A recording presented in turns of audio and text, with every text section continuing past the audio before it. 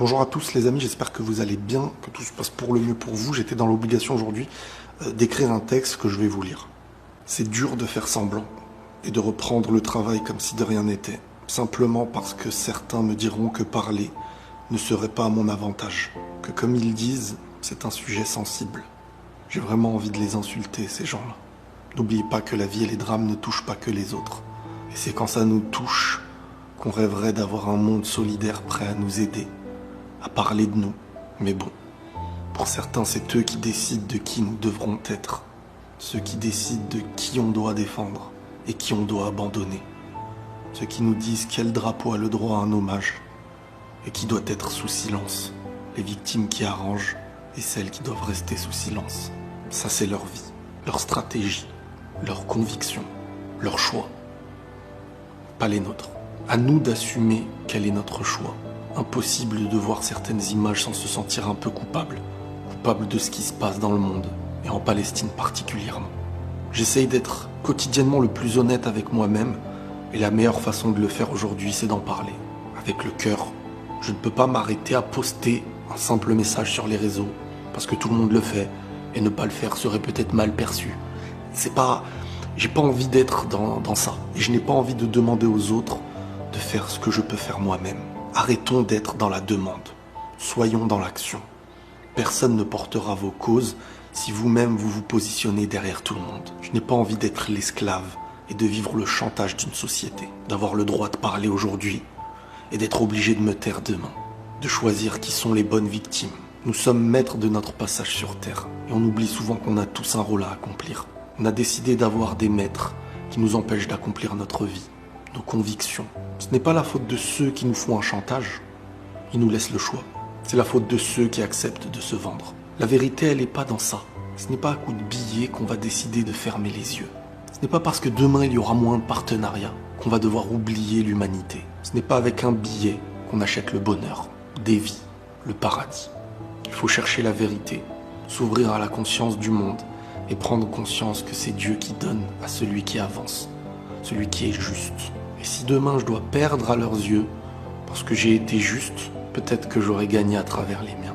Ce sera ma meilleure victoire. On oublie tellement l'essentiel. On oublie toutes les créatures de Dieu qui nous entourent. On pense l'adorer en étant injuste, en reculant. J'ai vu hier des enfants morts, des innocents aux yeux du monde entier. Encore et encore les mêmes images depuis ma naissance. Et nos plateaux télé. Je ne vais pas en parler.